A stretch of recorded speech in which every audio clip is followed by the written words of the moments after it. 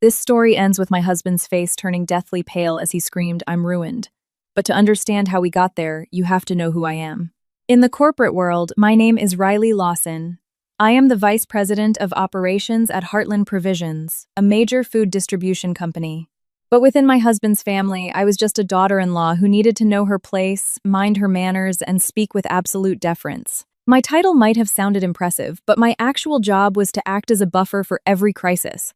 If a cold storage warehouse's temperature fluctuated by a few degrees if an order was delayed, or if a delivery truck got stuck in gridlock on the BQE, the entire system spiraled into chaos. I was used to midnight phone calls, the smell of fresh ink on logistics manifests, and taking Zoom meetings standing up in the middle of a loading dock. At the office, people called me Miss Lawson, the operations powerhouse. But the second I stepped into my apartment, I had to remind myself to think 3 times before saying a single word.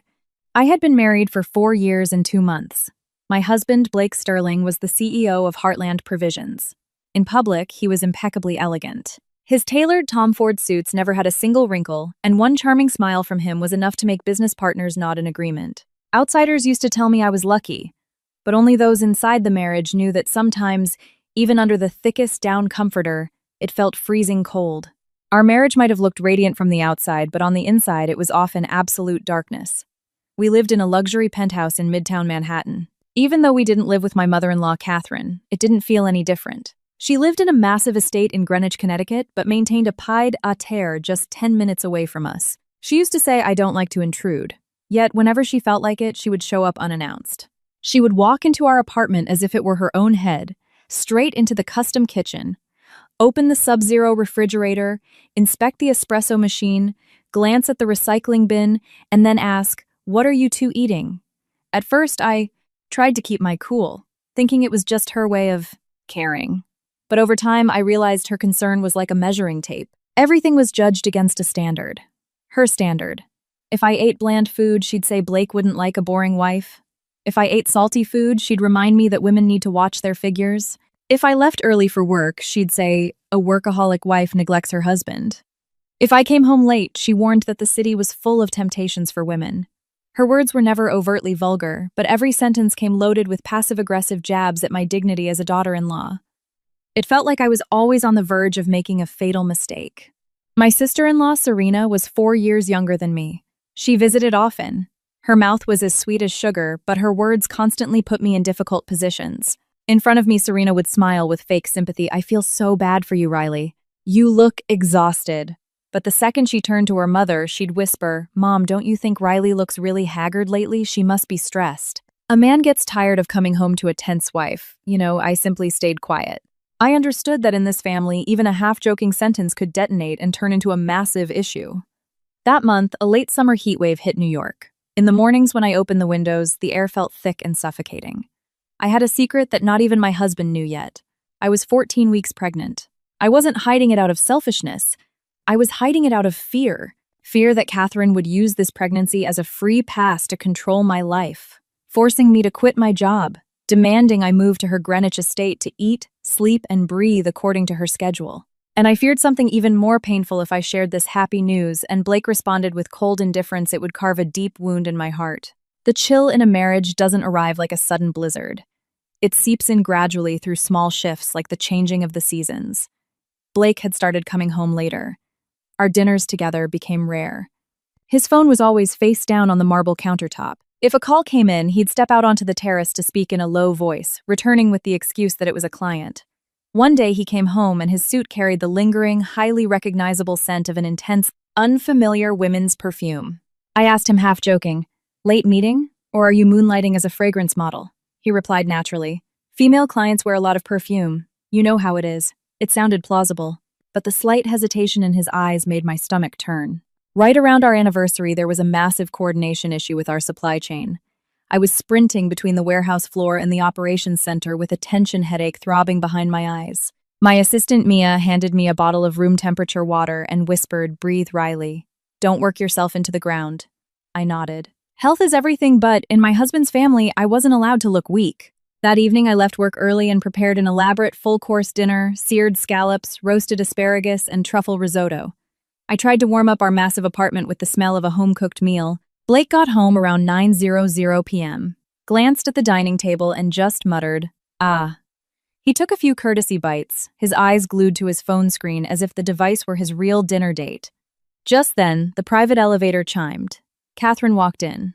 The moment she set down her Hermes Birkin bag, she swept the room with her gaze. What kind of wife allows a home to feel so dead? A man works all day. He should come home to some warmth. Then she turned to Blake with a lecturing tone.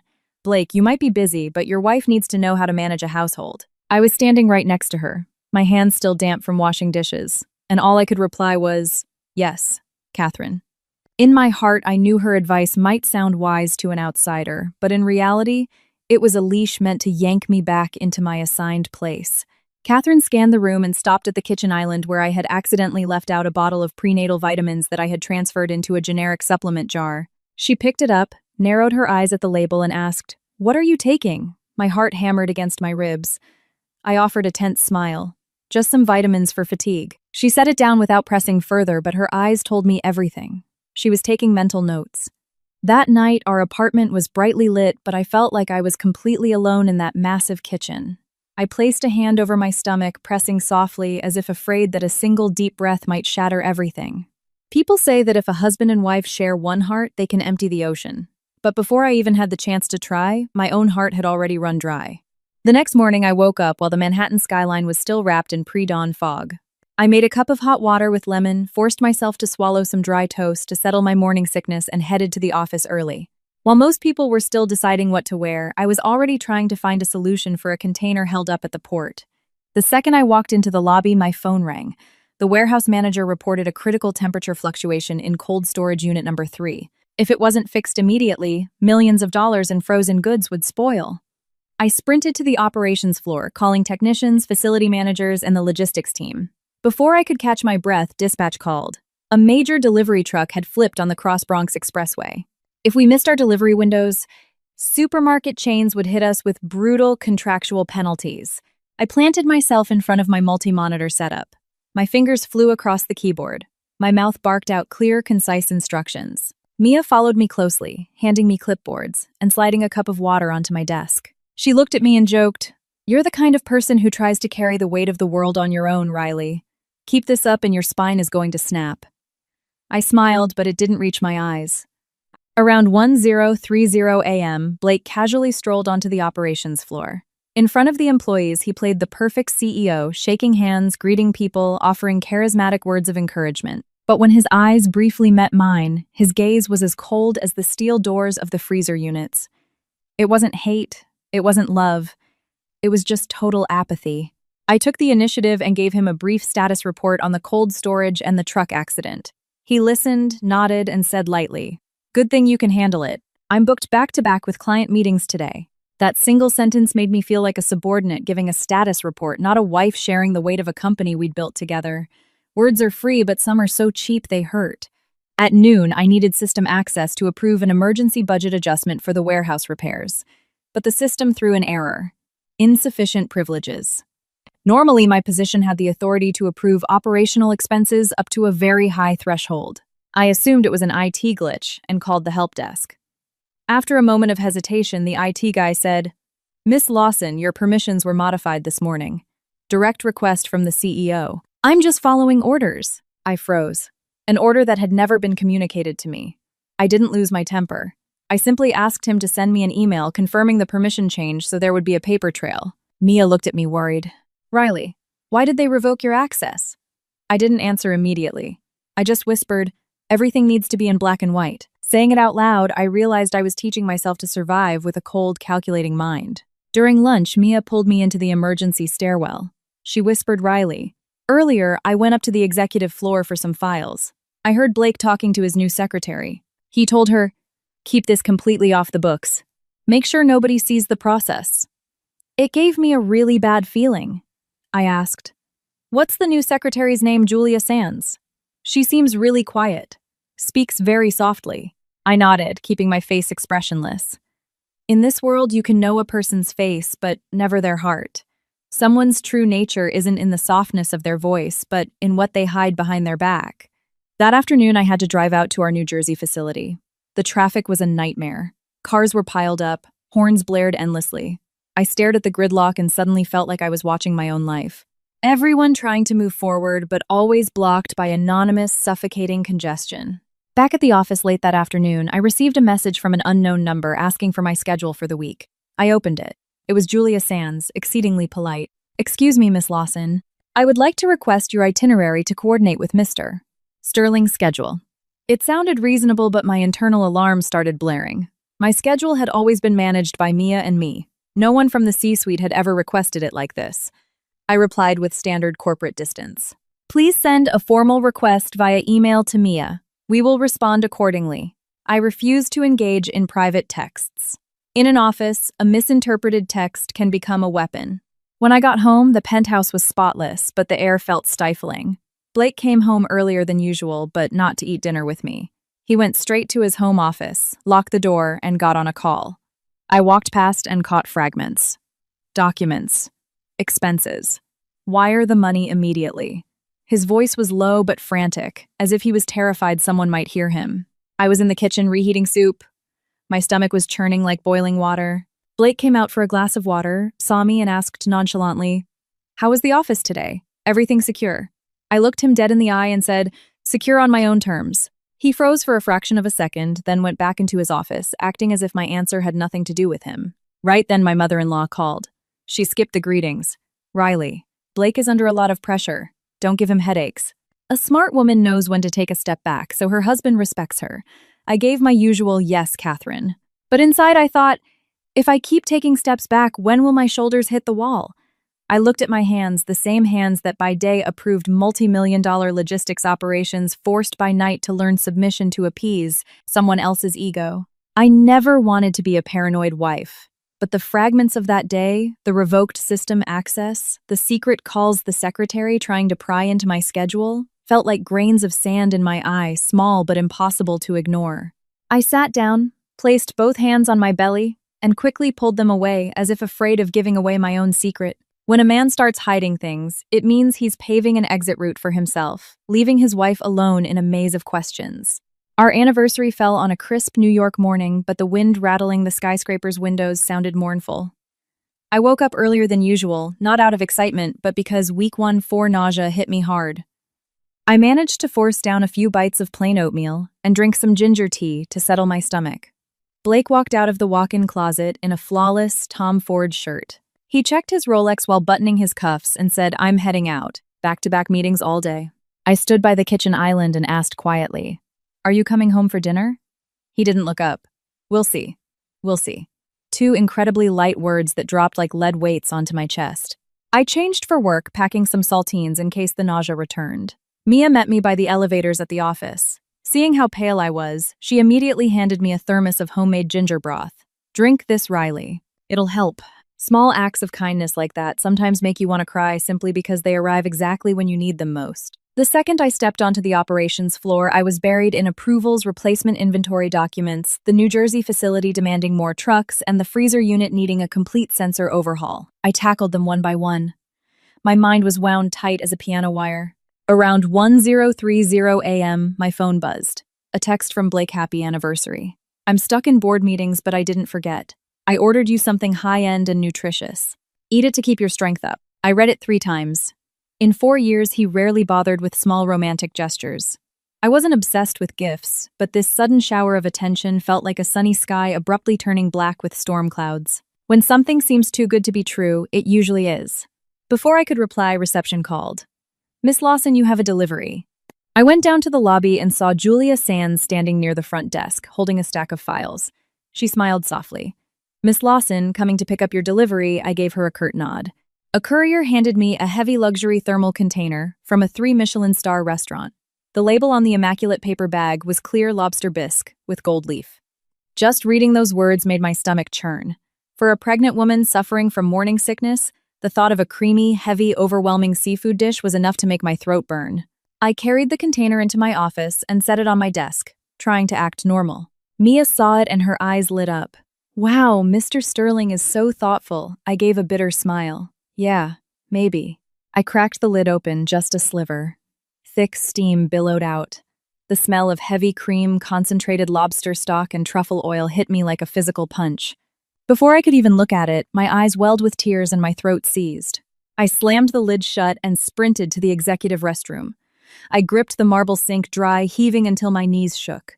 Tears streamed down my face, not from physical pain, but from a crushing sense of helplessness. I felt like a puppet on strings, forced to smile while suffocating. I washed my face, dried off, and took a deep breath. In the mirror, I looked like a ghost. I tried to calm myself. A straight tree doesn't fear the storm, but even a straight tree feels the cold when the wind is toxic. Mia asked worriedly. Acid reflux. I nodded slowly. I'm just really sensitive to smells today. She opened her mouth to ask something else, but I shook my head. I wasn't ready for anyone to know about the pregnancy, especially if the gossip reached my in-laws distorted. I stared at the thermal container on my desk. If I threw it away, someone would see, and I'd be labeled a spoiled, ungrateful executive wife. If I put it in the communal fridge, the smell would leak out, and I'd have to explain why I wasn't eating my husband's expensive gift. I chose the safest route. I locked it inside my personal filing cabinet. Sometimes silence is the only way to dodge a bullet, especially when you don't know who's pulling the trigger. Around 11:00 a.m., Blake called. His tone was flat. Did you eat? Not yet, I said. The smell is just a little too intense for me today. He paused, then said, eat a little. Don't let people see it. And start whispering that the CEO's wife is weak and ungrateful. Hearing that broke my heart. He cared more about optics than my physical well-being, the classic Sterling family protocol. I hung up and went back to my documents, but a small thorn had lodged itself in my mind. Not because the soup was expensive, but because of the highly specific way he chose our anniversary to take care of me and his obsession with what people would say. I was nothing but a PR asset to him. Late in the morning, I opened my filing cabinet to grab a document and temporarily set the thermal container on my desk. It sat there like an unopened gift, but also like an unanswered threat. At exactly 11:15 a.m., Mia cracked open my office door, her face rigid. She whispered, Riley, your mother-in-law just got off the elevator. My hand froze. In a corporate office, some rumors drift in like a gentle breeze, but they're enough to give you goosebumps. Before I could ask anything, the sharp, authoritative click of expensive heels echoed down the hallway. Catherine appeared exactly as always, unannounced, uninvited, and unapologetic. She wore a tailored Chanel tweed suit, her hair perfectly coiffed, her Hermes Kelly bag hanging from her arm. Her eyes swept the operations floor. She didn't look for signs or ask for directions. She walked through as if her name was on the building. Julia Sands followed a half step behind her, clutching a stack of folders. The new secretary looked at me with a polite, vacant smile. Miss Lawson, Mrs. Sterling is here to see you. I stood up, keeping my voice steady. Good morning, Catherine. What brings you to the office? She didn't answer immediately. She marched straight in her eyes, locking onto my desk right where the thermal container was sitting. Bad luck never comes alone. My only mistake was leaving it out for 2 minutes. She offered a mocking smile. Oh, look at this. The CEO has 100 fires to put out, and he still finds time to order gourmet food for his wife. It must be wonderful to be you. Hearing her tone, my mouth went dry. I replied quietly, yes, Blake ordered it. She reached out and tapped the lid as if inspecting evidence. Have you eaten it? I kept it brief. I'm a bit sensitive to smells today, so I'm saving it for later. She cut me off. Her tone was sharp, but refined, the kind of insult delivered at country club volume. Sensitive to this, sensitive to that. Women today are too delicate. People will look at you and think our family doesn't know how to take care of our daughter-in-law, letting you walk around looking so sickly. I felt the stares from outside the glass walls of my office. Employees were intentionally walking slower. Anything involving the CEO's mother was front-page news. I maintained my professional smile. I am perfectly fine, Catherine. Please don't worry about me. Catherine dropped her Kelly bag onto the guest chair, marched around my desk, pulled out my ergonomic chair, and sat in it. Her sheer audacity took my breath away. She jerked her chin. Open it and eat it right now. How dare you waste such expensive, nutritious food? Your husband treats you like a queen and you act like a spoiled brat. I stood next to her, my hands clenched into fists behind my back. I knew that if I flat out refused, she'd brand me a defiant, disrespectful brat. If I stayed quiet, she'd escalate the situation. I took a deep breath, trying to keep my voice from shaking. Catherine, I really can't stomach anything that heavy right now. Please, she interrupted me. Please. What? Are you afraid of getting fat, or are you starving yourself just to make my son look bad? My face burned. I realized she wasn't there about the food. She was there to humiliate me in public and reassert her dominance. I don't mean that at all, Catherine. She glared at me and suddenly grabbed the container, ripping the lid off. The steam hit the air. Lobster, heavy cream truffle. My stomach violently rebelled. I turned my head away. She let out a dry laugh. Look at you. So weak. When I was pregnant with Blake, I was still hosting galas and managing the estate. No coddling. She picked up the plastic spoon, scooped up some bisque, and shoved it toward my mouth. Eat. I'm going to sit right here until you do. In that moment, I knew this was about subjugation. I looked at the spoon, I looked at her cold eyes, and I caught a glimpse of Mia standing on the other side of the glass, her eyes wide with panic. I couldn't vomit here. I couldn't become the laughingstock of the office. I gently pushed her wrist down. My voice was low but absolute. Catherine, I am asking you to stop. I cannot eat it.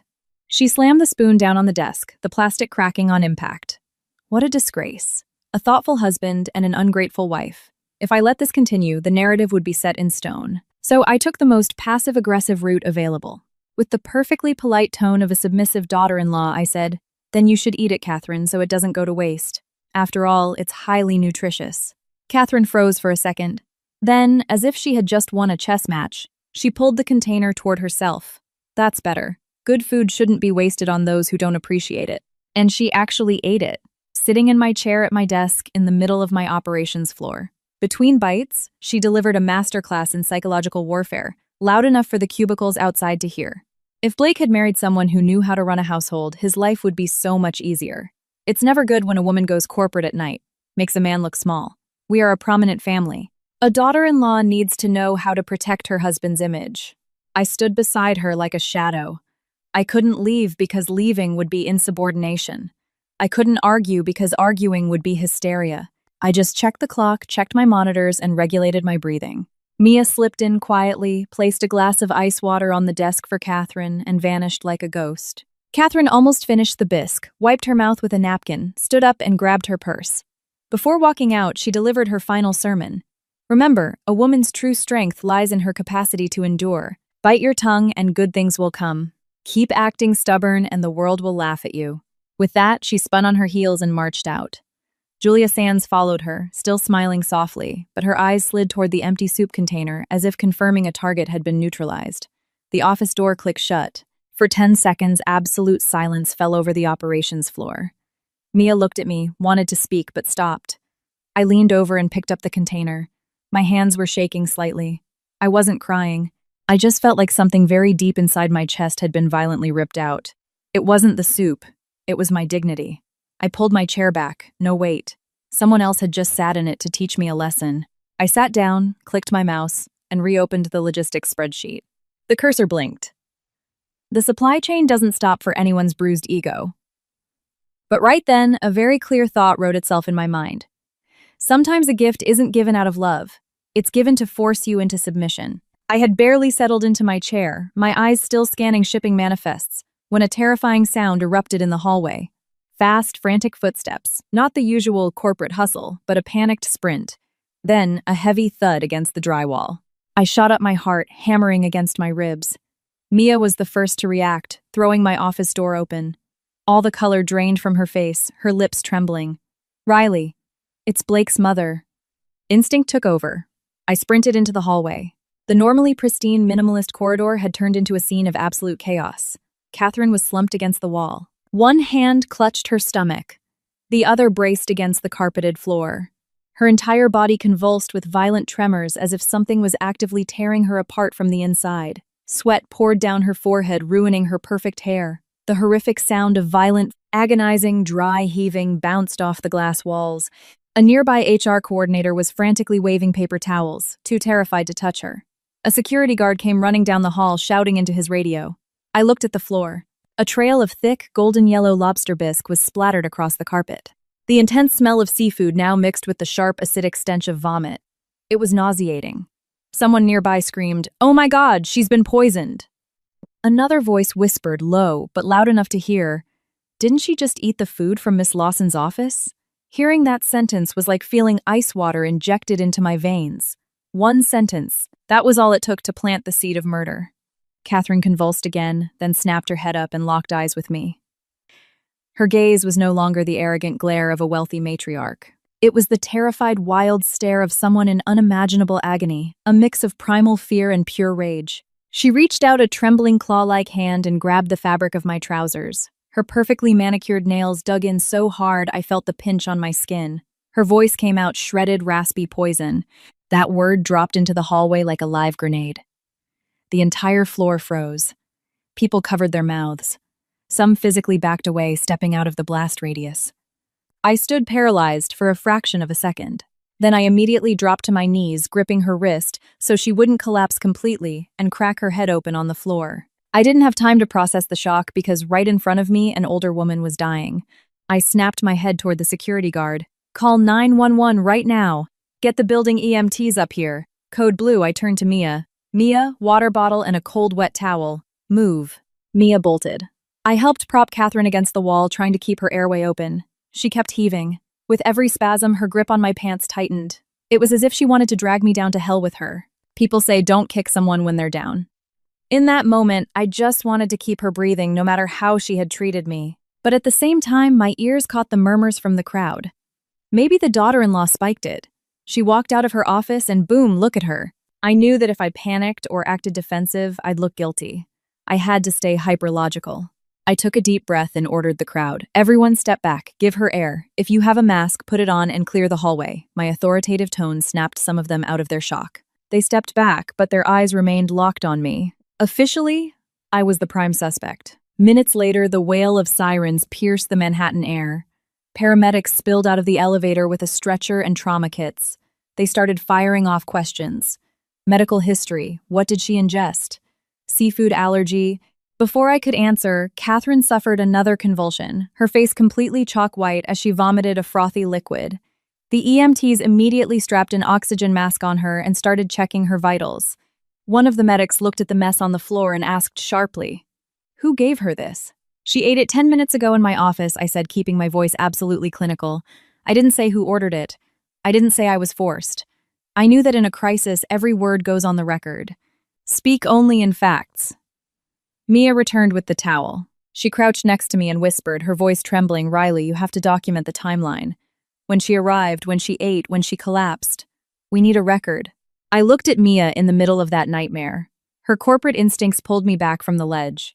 I pulled out my phone, opened the Notes app. My thumbs were shaking, but I typed furiously, 1102 a.m. Catherine enters ops floor. 1113 a.m. Catherine leaves my office. 1115 a.m. Commotion in hallway. Collapse. 1117 a.m. 911 called. 1122 a.m. EMTs arrive. I wasn't being cold. I was building a shield. Because if this story twisted even a fraction of an inch, my life was over. The EMTs loaded Catherine onto the stretcher. She was still clutching my pant leg, refusing to let go. The lead paramedic looked at me. "A family member needs to ride in the ambulance." I hesitated. If I went, I'd be trapped in a confined space as the prime suspect. If I stayed, I'd be the heartless, murderous daughter-in-law. I swallowed hard. My throat felt like sandpaper. I remembered Catherine's words. A woman's true strength lies in her capacity to endure. But this wasn't about endurance. This was about the brutal calculus of survival. I turned to Mia. "Stay here. Lock my office. Lock the filing cabinets. Do not let anyone touch my desk or the trash cans. If anyone asks, I am with the ambulance." Mia nodded, her eyes red. I walked alongside the stretcher toward the freight elevator. As the doors closed, I could feel the weight of 50 stairs burning into my back. The back of the ambulance smelled intensely of rubbing alcohol and sterile plastic. Catherine lay twitching weakly under the oxygen mask. The paramedic sitting across from me worked frantically. "Does she have pre-existing conditions? Hypertension, diabetes, seafood allergy?" I swallowed. "No known conditions that I'm aware of. Sometimes she complains of acid reflux." "I've never heard of a seafood allergy." The medic nodded, his face grim. "She's tachycardic. Pressure is tanking. Severe dehydration from the vomiting. I'm calling in a trauma alert." Hearing her blood pressure was tanking sent my pulse skyrocketing. Despite everything, I didn't want her to die. I pulled out my phone and called Blake. Once, twice. He answered on the third ring. His voice was smooth, relaxed, the voice of a man sitting in a climate-controlled boardroom. "What's going on?" I forced my voice into an emotionless, operational cadence. "Blake, Catherine is in an ambulance. She ate the bisque you had delivered to my office. She collapsed in the hallway. We're en route to Mount Sinai." Absolute silence. Then he exploded. "Are you trying to kill my mother?" I stopped breathing. His reaction wasn't shock. It wasn't, "Oh my God, is she okay?" It was an immediate, calculated accusation. It was the reaction of a man who already knew there was something lethal inside that nutritious gift. He immediately lowered his voice, clumsily pivoting. "I mean, what if she's allergic? Why the hell did you give food to anyone?" I stared at my trembling hands. I didn't give it to her. She bullied me into letting her eat it. I asked quietly, "Where are you? Can you come to the hospital? I'm in the middle of a board meeting." He snapped. "You handle her. We'll talk later." Before I could process that, he dropped his voice to a cruel, commanding whisper. "And you're pregnant. Don't you dare go running your mouth to the cops. Don't make a scene, do you understand me?" Hearing the word pregnant, I felt like a bucket of ice water had been dumped over my head. I had never told him. I had hidden it so well that even Mia only suspected it. And yet, he knew. And he said it with chilling casualness. I dug my nails into my palms to stay grounded. Over the steady beep, beep, beep of the heart monitor, I replied in a completely flat tone. "What are you talking about? I never told you that." He paused, realizing he had slipped up. "I just know. Don't ask questions about the soup. Don't mention it to anyone. Remember that." Click. I froze. My ears were ringing. An old saying echoed in my mind. A guilty mind betrays itself. If he was innocent, why was he demanding a cover-up about the soup? If it was just food poisoning, why did he react like he already knew the outcome? I opened the Notes app and typed 1:1:28 a.m. Phone call with Blake. Accuses me of harming his mother. Knows about the pregnancy. Orders me to stay quiet about the soup. I documented it like an incident report. My life no longer afforded me the luxury of trusting memory. The ambulance skidded into the Mount Sinai ER bay. Neon lights reflected off the wet pavement. Doctors and nurses swarmed the stretcher. I stood to the side, listening to the medical jargon, terrified but grateful for their clinical efficiency. Catherine was rushed into the trauma bay. I was left in the hallway, my hands freezing. An attending physician stepped out. "Are you family?" "Daughter-in-law." His words were brief and sharp. "The patient is presenting with acute toxicity, severe muscle spasms, and unusual internal hemorrhaging. This isn't run-of-the-mill food poisoning. We're running a tox screen, and per protocol, we are notifying the NYPD because we suspect a synthetic chemical agent." My vision blurred for a second. I didn't ask which agent because I was terrified of the answer. "Is she going to live?" "We're stabilizing her, but it's touch and go. She'll be monitored in the ICU. I need you to cooperate fully regarding the timeline and exactly what she ingested." I nodded. "Stay calm. Pressure makes diamonds, but it also grinds weak stones to dust. I couldn't afford to shatter." I sat down on a hard plastic chair, my back pressed against the cold wall. I placed a hand over my stomach, not out of fear of discovery, but out of a desperate need to protect. If Blake was right, if that soup had been tampered with, it was never meant for his mother. It was meant for me. I stared at the call log on my phone. The line had been drawn. From that moment on, I was no longer a wife trying to keep the peace. I was a woman fighting for her life, her sanity, and her unborn child, armed with timestamps and an ironclad paper trail. The ER waiting room smelled of industrial bleach latex and the quiet desperation of people waiting for bad news. I sat completely rigid, my hands numb. My phone buzzed nonstop. Unknown numbers, corporate extensions, family group chats. I didn't answer a single one. A single misplaced word could be twisted into a confession. 30 minutes later, the attending physician appeared and pulled me into a quiet corner. He pointed to a tablet with lab results. Toxicity levels confirm severe poisoning. The chemical agent caused violent hemorrhaging. Hospital protocol mandates we involve the NYPD. A detective is already on his way. My ears rang. I didn't ask for details. I just needed the immediate reality. Is she stable? She's critical but guarded in the ICU. We're monitoring her closely. I nodded. A massive weight settled on my chest. Keep the peace had been my mantra as a daughter-in-law, but in a hospital, peace was no longer an option.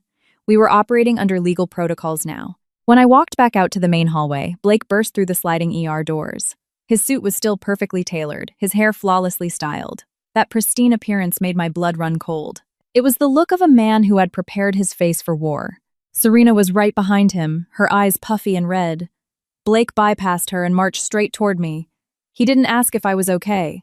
He glared at me like an interrogator. "What did my mother eat?" I replied clinically, stating only facts.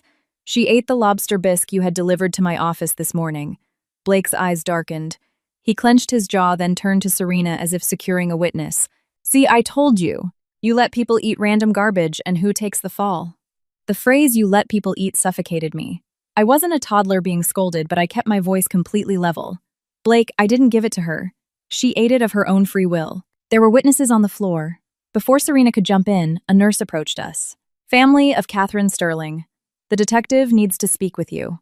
We were led into a small consultation room. A man in a cheap suit but with the sharp posture of a veteran cop stood waiting. He flashed a badge. Detective Arthur Walsh, NYPD. I need to establish a timeline, the chain of custody of the food, and who ingested what. His voice wasn't aggressive, but it carried the weight of the law. Walsh looked at us. Who ordered the food? Blake answered instantly, his voice pitched slightly higher than normal. I ordered it, but I sent it to my wife. She was the one who gave it to my mother. A chill ran down my spine. She was the one. He was throwing me to the wolves with absolute ease. I didn't argue. I waited my turn, then spoke with crystal clarity. Detective, I want to lay out the exact timeline. I received the container in the lobby. I didn't eat it because I had morning sickness. At approximately 11:00 a.m., my mother-in-law entered my office, saw the container, and pressured me to eat it. I refused. She took it and consumed it on her own, sitting at my desk. She then left the office and collapsed in the hallway. Walsh studied me closely. When you say she pressured, you were their witnesses. My assistant Mia and several employees outside the glass walls. Blake scoffed. Her assistant. Sure, her lackey will lie for her. I didn't even look at him. I kept my eyes on the detective. The office has security cameras in the hallways and elevators. A subpoena will secure the footage. I am only stating what can be verified. Walsh nodded, taking notes. He asked a few more questions about Catherine's health and the immediate aftermath. I answered concisely. I knew the rule. The more you talk, the more surface area you give them to attack. Serena, dabbing her eyes with a tissue, chimed in. Detective, my sister-in-law is the VP of operations. She knows all about protocols and loopholes. It terrifies me that she knows how to cover her tracks. I finally turned to Serena. I didn't smile. Serena, think carefully before you speak. You are actively defaming me to a police officer. If you have proof, present it. If not, stop talking. Serena flinched, but Blake intervened. Defaming you. My mother is lying in a hospital bed. I looked back at Walsh. Detective, I am completely willing to cooperate. Please document my statement and the timeline. I only ask that this relies on verifiable evidence. Walsh closed his notepad. We follow the evidence, ma'am. Nobody is jumping to conclusions here. The interrogation ended when a nurse announced that Catherine was out of immediate danger, but deeply sedated in the ICU. We stood in front of the glass window. Catherine lay connected to a ventilator, 4 lines spider webbing across her arms. I thought my heart would soften, but then her eyelids fluttered and opened. She saw me through the glass. Her gaze was pure venom. She weakly raised a trembling finger, pointed dead at me, and mouthed a single word to Blake. Blake leaned toward the intercom. Mom, what are you saying? Catherine's raspy voice barely made it through the speaker, but it hit like a tombstone. She poisoned me. Then I understood that you don't need a weapon to destroy someone. A frail, dying woman pointing a finger from a hospital bed was enough to make the world believe I was a monster. I didn't scream. I didn't cry. I didn't beg for my innocence. I pulled out my phone, opened the Notes app, and looked at Detective Walsh, who had just walked up behind us. Detective, I want to reiterate my request for a formal warrant to immediately obtain the security footage from my office. I want the truth handled by the book. I dropped my phone into my purse and stood tall. My reputation was being dragged through the mud of Mount Sinai, but I knew that if I broke down in tears, I'd fall directly into the trap they were setting for me. The next morning, the heat wave broke, leaving a damp, suffocating blanket over the city. I woke up at dawn, made ginger tea, and forced it down. I had barely slept, tormented, not by hospital monitors, but by how easily people can execute you with a single sentence. I looked in the mirror. My eyes were puffy, my lips pale. One false step, I told myself, and they will bury you. I arrived at corporate headquarters exactly on time, not a minute late. If I was late, they'd say I was scheming. Stepping off the elevator, the atmosphere was suffocating. People averted their eyes. Keyboards clacked aggressively as staff pretended to be laser-focused on their work. The rumor mill was feasting on the poisoned CEO's mother and the murderous wife. Mia was waiting for me by the door with hot water. She looked exhausted. She leaned in and whispered, Riley, someone accessed your office early this morning. I didn't flinch. How do you know? Mia pulled up a screenshot on her phone. It was the electronic keycard log for our floor. At 7:41 a.m., a temporary admin card was swiped at my office door. It's the floater card HR gave Julia Sands when she started, Mia whispered. I came in early to prep files. Your door was unlocked and I saw a crumpled pharmacy receipt in your trash can. I didn't touch it. I just took a picture. I nodded. I didn't immediately open my desk drawers. People who set traps wait for you to panic the second you touch the planted evidence. Your fingerprints get on it and you've signed your own death warrant. I sat down and logged into my computer. Meanwhile, Mia casually pulled up the floor's print logs. She pointed to a line. At 7:58 a.m., Julia Sands' account had printed a file named Pharmacy, Receipt, PDF. I looked at Mia. Incredible work. Now we don't touch anything. Call Ben, my lawyer. Then call Detective Walsh. We are doing this by the book. Mia fired off the emails attaching the access logs and print histories. I called Detective Walsh. Detective, I suspect fabricated evidence has been planted in my office. I have keycard and print logs. I need NYPD crime scene to document this before I touch my desk. Walsh's tone shifted from skeptical to alert. Don't touch the desk, Miss Lawson. We're on our way. I told Mia. Go get the building's head of security and the VP of HR. Bring them here. We need impartial witnesses. 30 minutes later, my office looked like a crime scene. Detective Walsh, an evidence technician, the head of security, and the VP of HR stood around my desk. My lawyer, Ben Sullivan, stood behind me, his briefcase resting on a chair. No drama, just a clinical execution of protocol. Which drawer? Walsh asked. Bottom right, I said. I haven't opened it since yesterday. I request it be opened and documented. The evidence tech snapped photos. The head of security confirmed the card swipe on his tablet. Walsh pulled on a pair of nitrile gloves and slid the drawer open. Tucked under a stack of logistics manifests was a small plastic baggie containing an unmarked blister pack of pills and a crumpled receipt from a shady pharmacy in Queens. It wasn't much, but it was enough to build a narrative that I had bought black market drugs. If Serena were here, she'd be screaming, "Look, she bought the poison." I looked at Walsh calmly. For the record, I have never seen these items. I have print and access logs showing that Julia Sands entered this room and printed a fake receipt at 7:41 a.m. Ben handed the printouts to Walsh. Chain of custody and digital forensics. Detective. The CEO's secretary planted this. Just then, my office door swung open. Julia Sands walked in, maintaining her quiet demeanor, but her eyes went wide with panic when she saw the NYPD. Blake was right behind her. Seeing the cops, his jaw dropped, but he quickly reassembled his CEO mask. What is the meaning of this? I didn't call him Blake. I stood up. Someone planted narcotics and a forged receipt in my desk. I invited the authorities to document it. Blake glared at me. Are you out of your mind? You're bringing cops into corporate headquarters? Walsh held up the baggie with tweezers. Mr. Sterling, your secretary's keycard accessed this room right before this was printed from her account. Care to explain? Julia Sands trembled visibly. I was just grabbing a file Mr. Sterling asked for. I didn't print anything. Ben stepped forward. The IT logs say otherwise, Miss Sands. Blake tried to step in front of her. It's a glitch in the system. Someone spoofed her account. Let's not jump to conclusions. Walsh's voice cut through the room like a knife. We don't jump to conclusions, sir. We follow the digital footprints. I'm impounding these hard drives. Blake turned his fury on me. Riley, I told you to keep family matters in-house. You are destroying us. I looked him dead in the eye. I am protecting myself without accusing anyone and making sure no one can falsely accuse me. Whoever decided to play dirty will have to face the consequences. The evidence was bagged. The reports were signed. When the room finally cleared, Blake lingered by the door. He leaned toward me, his voice dropping to a venomous hiss. If you do this, don't blame me for what happens next. I locked my computer screen. Don't threaten me, Blake. I only deal in signed affidavits. 3 days after the planted evidence disaster, I forced myself into an ironclad routine. By day, I ran the supply chain. By night, I audited the company. I couldn't just sit around dodging bullets. I needed to know where the ammo was coming from. And in corporate America, the truth is always in the ledgers.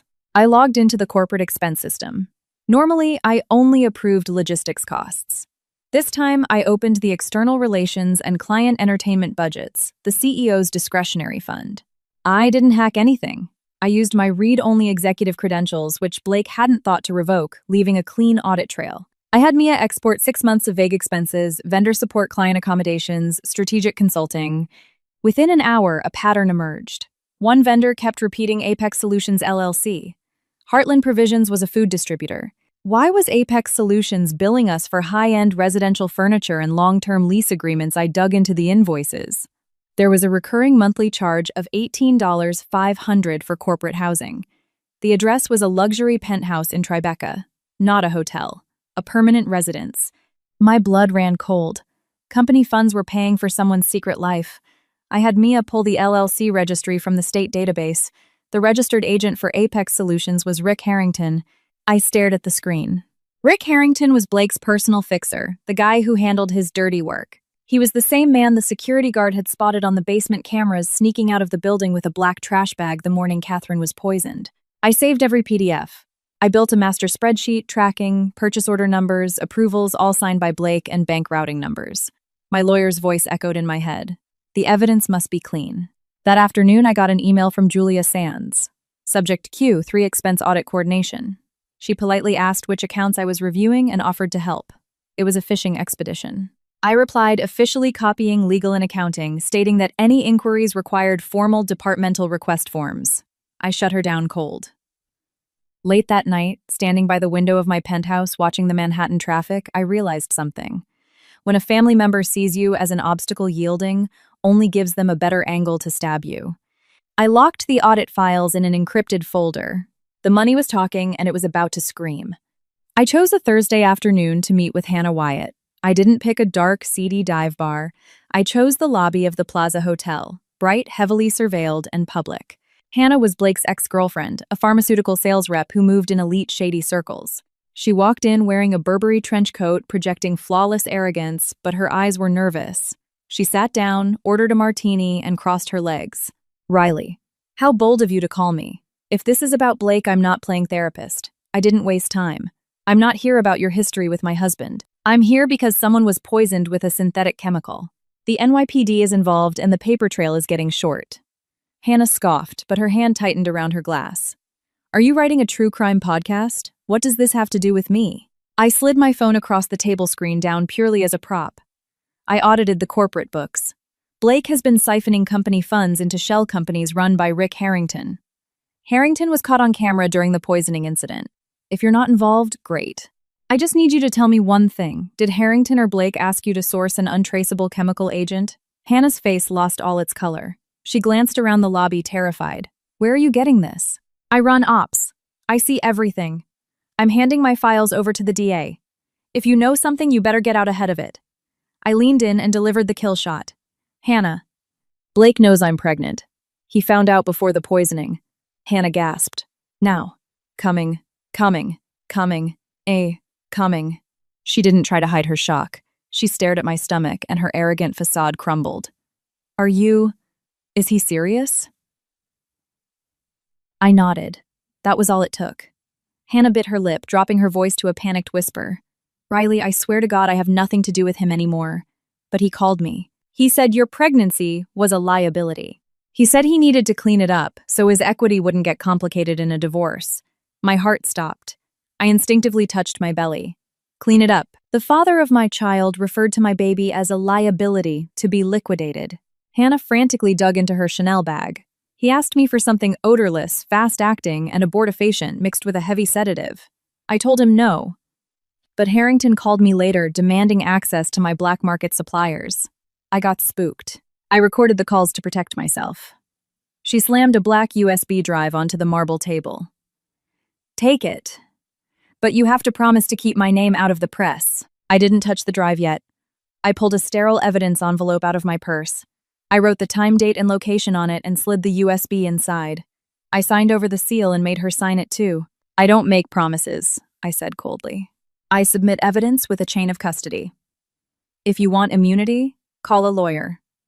I left her sitting there paralyzed by the disaster she had helped create. I walked out into the sweltering New York air. I didn't cry. I was beyond tears. It was grief weaponized. I took a cab straight to my lawyer's office and handed the sealed envelope directly to Detective Walsh, who met us there. If what's on this drive is true, Miss Lawson, your husband is looking at attempted murder, corporate fraud, and conspiracy. Walsh said gravely. I handed him my prenatal medical records. I want full protection, and I want to detonate this on my own terms. The emergency board meeting was called on a Monday. The agenda, a $12 million expansion project for our Midwest warehouses. Blake had rushed the proposal. Looking at the numbers, I knew exactly what it was. A massive cash grab to liquidate corporate assets before the NYPD cornered him. Mia stood outside the boardroom. I walked in carrying a single thin manila folder. The board members, mostly wealthy older men, nodded at me. Blake stood at the head of the mahogany table, impeccably sharp, projecting total control. He pitched the $12 million expansion flawlessly. This is our chance to dominate the logistics grid. We need to vote today to secure the contractors. When he finished, he smiled. Any questions before we vote? I stood up. The room went dead silent. I have a statement, I said clearly.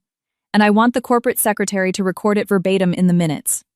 Blake's smile vanished. Riley, this is an executive board meeting, not the place for your personal grievances. I ignored him and addressed the board. As VP of Operations and a voting shareholder, I am officially flagging this project as a high-risk vehicle for corporate embezzlement. Murmurs erupted. A veteran board member frowned. That is a massive accusation, Miss Lawson. Where is your proof? I opened my folder. I didn't yell. I just read the data.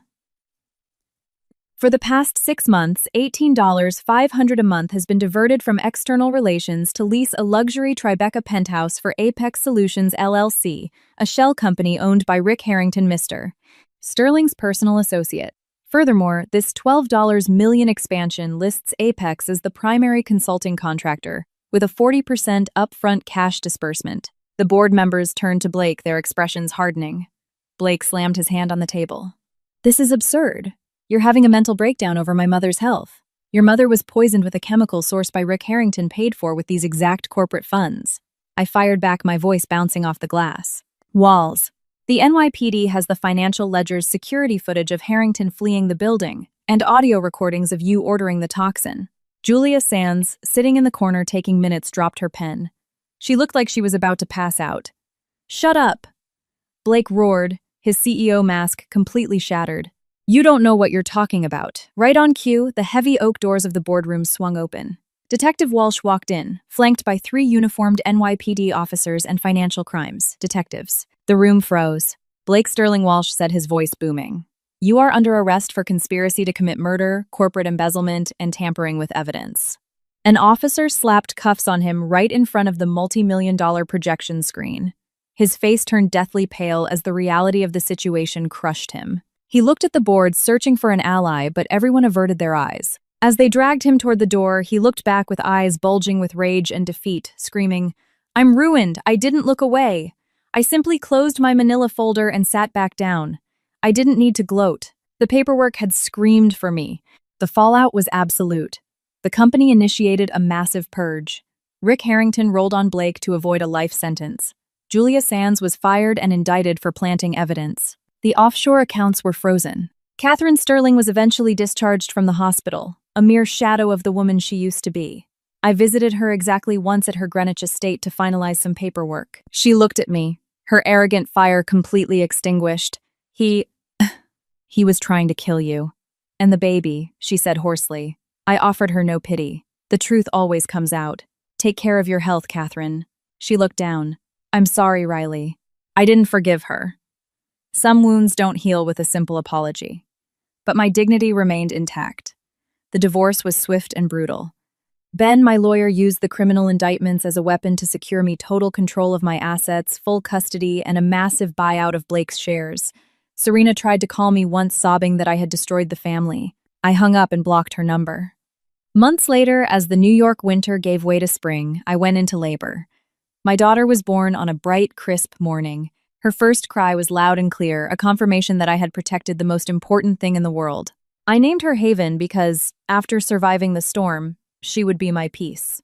I returned to Heartland Provisions not as a submissive wife, but as the chief operating officer.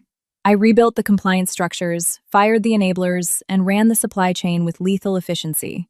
People think the best revenge is destroying someone publicly with screaming and drama, but I learned the truth. The best revenge is surviving, keeping your receipts and standing tall on a mountain of irrefutable evidence while you build a beautiful life that they can never ever tear down.